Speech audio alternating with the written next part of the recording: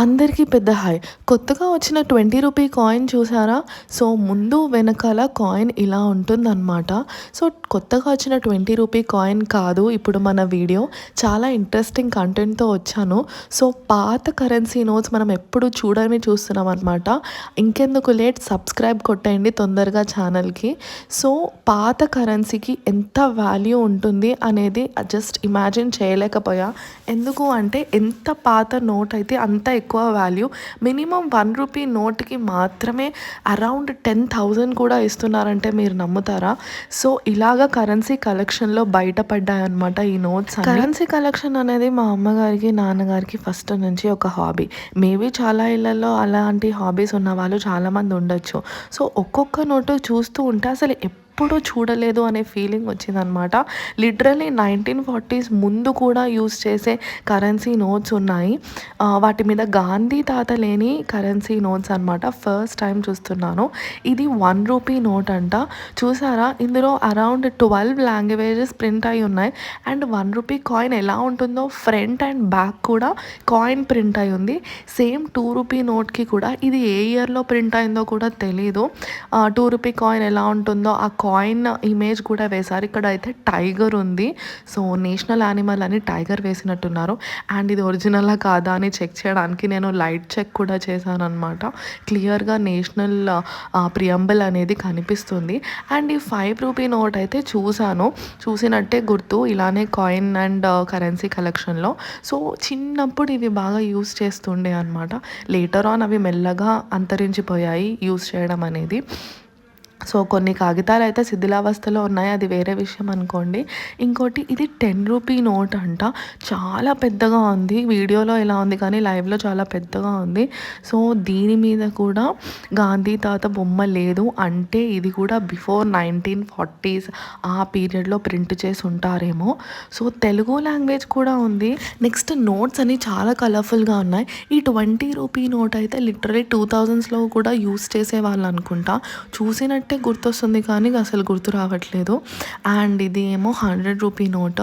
So, మన పాత 100 rupee note కన్నా ముందు ఫ్రీక్వెంట్గా యూస్ చేసే నోట్ అంట. సో, రెండు సిమిలర్గా ఉన్నా కూడా దీంట్లో కొంచెం డిఫరెన్స్ అయితే ఉందన్నమాట. చూసారు కదా, పక్క పక్కన పెట్టి చూస్తే చాలా డిఫరెంట్గా కనిపిస్తుంది. అందులో పెట్టిన డ్యామ్ ఏంటో నాకు తెలీదు. సో, మీకు గనక ఈ నోట్స్ డీటెయిల్స్ కనుక తెలిస్తే కమెంట్ సెక్షన్లో మెన్షన్ చేయండి. సో, తెలియని వాళ్ళందరూ కూడా నీట్గా తెలుసుకుంటారు. సో, ఈ కరెన్సీ అంత కలెక్షన్ చూస్తే మాత్రం చాలా వాల్యుబుల్ అనమాట.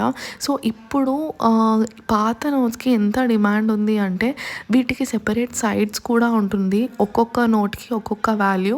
చెప్పాను కదా, 1 రూపీ నోటే అరౌండ్ 5,000 to 10,000 రేంజ్లో అమ్ముతున్నారు. అండ్ నోట్సే కాదు, కాయిన్స్ కూడా ఉన్నాయి. ఈ కాయిన్ వచ్చేసి 1 రూపీ ఇండియన్ కాయిన్ అంట. అసలు ఇది బ్రిటిష్ కాలంలో ప్రింట్ చేసింది, లిటరలీ 1940లో. సో, జార్జ్ 6 కింగ్ అంట, ఎంపరర్ అని ఉంది. ఆ కింగ్ బొమ్మ వేసి ఎంత మందంగా ఉందో అసలు చూస్తుంటే. కాయిన్ వెయిట్ కూడా చాలా ఉందన్నమాట. ఫస్ట్ చూసిన వెంటనే నేను ఇండియన్ కాయిన్ అనుకోలే, until and unless 1 Indian rupee అని అక్కడ మెన్షన్ చేసేంత వరకు. నెక్స్ట్ వచ్చేసి ఇది ½ క్రోన్ కాయిన్ అంట. ఎలిజబెత్ బొమ్మ ప్రింట్ చేసింది. మేబీ అంటే 50 NP కాయిన్ అనుకుంటా, తెలీదు. సో, మీ గనక ఎవరికన్నా ఈ డీటెయిల్స్ తెలుసుంటే కమెంట్ సెక్షన్లో మాకు మెన్షన్ చేయండి. మేము కూడా తెలుసుకుంటాము ఈ కాయిన్ గురించి. అండ్ ఇంకో కాయిన్ ఉంది. ఇదైతే తలాతోక ఏం కనిపించట్లేదు, జస్ట్ ఒక బొమ్మ ఏదో ఉంది వెనకాల.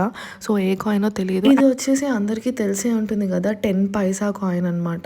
సో, ఇలా different collections of notes and coins. ఒకవేళ మీ ఇంట్లో ఆర్ మీ దగ్గర ఈ కాయిన్స్ నోట్స్ ఉంటే ఏంటో అని తీసి పడేయకండి, జాగ్రత్తగా దాచిపెట్టుకోండి. ఎందుకంటే దీని వాల్యూ దాని మీద ఉన్న వాల్యూ కన్నా 10 times ఇది వచ్చేసి 10 పైసా. అందరికీ తెలిసి పెరుగుతూనే ఉంటుంది కానీ తగ్గదు.